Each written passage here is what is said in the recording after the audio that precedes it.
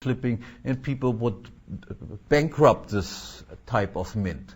As soon as only one exists over large territories, it becomes far easier to engage in these sorts of manipulations, and thereby again having a tool of enriching yourself besides your power to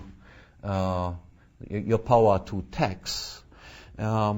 And lastly, they of course also then monopolize the means of transportation and communication, which is of great importance once you recognize that, of course, means of communication and transportation would play a very important role, would have to play a very important role in any attempt to revolt against the government. You have to move troops from place to place and so forth. You have to just send letters and messages from place to place. So you monopolize the postal service, and you monopolize at least the main throughways and make them the king's roads and the king's postal service and so forth in order to control the public. You have a question? Yeah. Yeah, I think I have another one, and you probably touched upon it already in your final 2 points, as well as the controlling of ideology, but in more abstract terms. And I would say that's the introduction of state symbolism. Money is, of course, a state symbol, right. But also songs. I wrote down some more flags, as well as very important architecture. Right.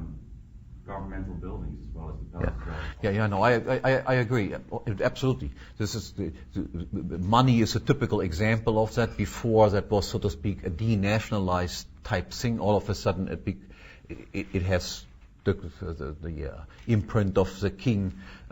Flags and all the rest of it are part of the educational process that you do to create some sort of myth. Also the myth that the king derives directly from the gods and who knows what.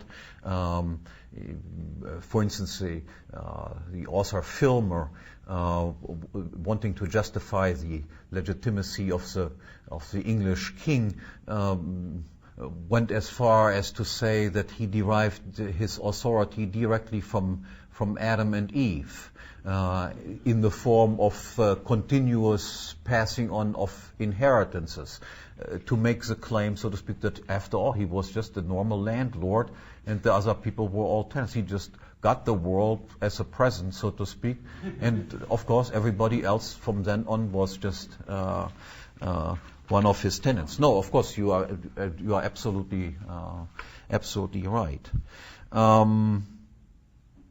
What can we expect of such an institution? Because once you have a stable state in existence, even if you assume that the power of the state is initially very limited, that is to say,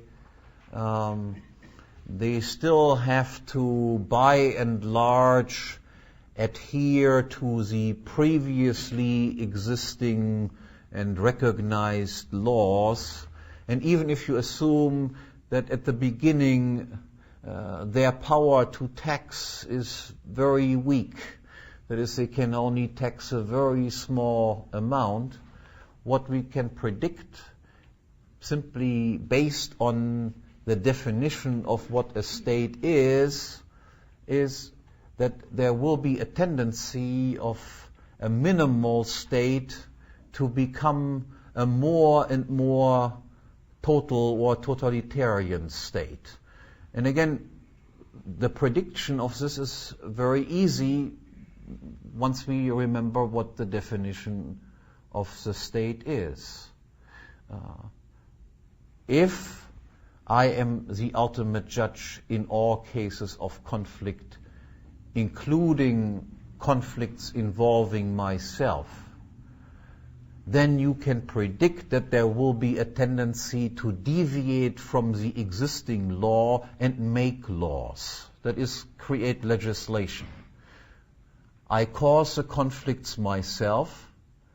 I cannot use, of course, the normal laws, because the normal laws would just make me look like what I am, that is a guy who has caused the conflict myself and deserve to be punished for it.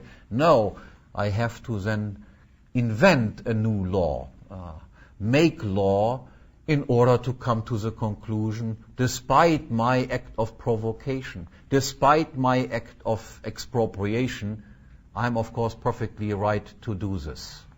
So we would expect an increasing perversion of law favoring increasingly the institution of the state. And on the other hand, we would expect, based on the fact that the state has the right to tax,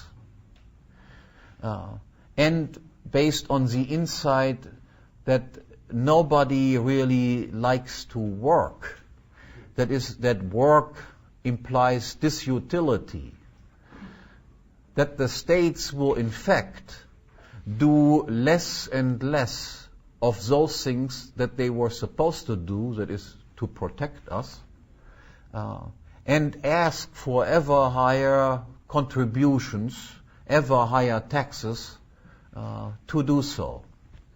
And this, as a general prediction, is of course what we have seen over the centuries. Let me end with a few additional observations. With states coming into existence, the normal natural tendencies for markets to expand, division of labor to expand and intensify, is, if not brought to a halt, but it is somehow distorted and disrupted. There exist now all of a sudden state borders that previously did not exist. And automatically, once you have state borders, the possibility, of course, arises that you now hamper and interfere with the free flow of goods. That is, that you will impose tariffs. Secondly, the normal tendency of money to become an international money is also brought to a halt because now we have borders.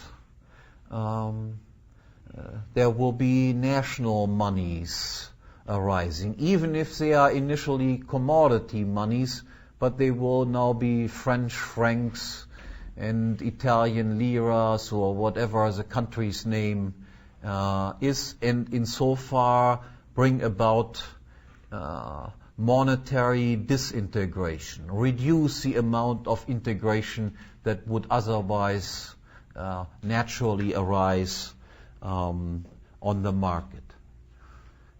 Then, with the existence of the state, of course, the tendency for law to become universal and international that I described in my lecture yesterday.